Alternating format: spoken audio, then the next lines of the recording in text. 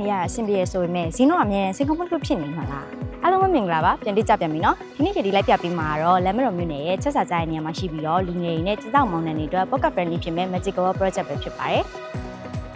လက်တတိုင်းလည်းပြီးသွားပြီဆိုတော့ဒီနေရာတကယ်ကို strategy ဆိုရင်ဖြစ်လာတော့မှာပါဒါကြောင့်ဒီနေရာကိုလူငယ်တွေနဲ့ရွေးချယ်တင်လဲဆိုတော့ video တူတူကြည့်လိုက်ရအောင်နော်ဒီ project ရဲ့ feature ချက်ကတော့ compact and smooth ဖြစ်တာပါခန်းကျက330 square feet နဲ့စတာဆိုတော့ကိုယ်ရဲသမားတွေမိသားစုအကြီးငယ်တွေကတော့တန်ရှင်းလောက်ရတာစီလို့ပြင်ဆင်ပိုင်းမှာလည်းစိတ်သက်ပြင်ဆင်လို့ရပါတယ်။တလွာမှာအခန်း30ကျော်ရှိရဲဆိုတော့ရွေးချယ်စရာ option တွေအများကြီးရှိနေတာကဝယ်သူတွေအတွက်အားသာချက်ပါ။ခန်းရည်တွေများရဲ့ခန်းကျင်ကစစ်လေးလေးရှိရတဲ့ကြောင့်မို့လို့အခန်းကျင်နဲ့နေရာကျနေတဲ့သူတွေအတွက်ကတော့နည်းနည်းချင်းလို့ထင်ရပေမဲ့အဲ့ဒီအများကြီးလာတက်တဲ့သူတွေထက်ဆိုင်လို့ရှိရင်တော့ private system တွေရတဲ့တိုက်တဲ့လူငယ်တွေနဲ့ဒီလောက်နိုင်ငံတွေအတွက်ပြည်ဖြစ်ဖြစ်တဲ့နေရာမျိုးဖြစ်ပါတယ်။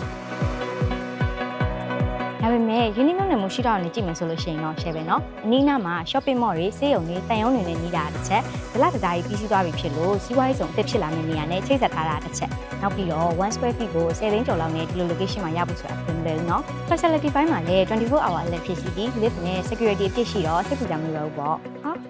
မြို့ထဲမှာခြေချခြင်းတဲ့လူငယ်တွေအတွက် magical ကတကယ် magical ဖြစ်စဉ်လေးရွေးချယ်မှုပါပဲmagical world project နဲ့ပတ်သက်လို့သိစိတ်သိရှိလိုပါကရည်ဒီယိုရဲ့ Korean Dream Hotline phone number ဖြစ်တဲ့399910 9363ကိုဆက်သွယ်စုံစမ်းမေးမြန်းနိုင်ပါတယ်ရှင်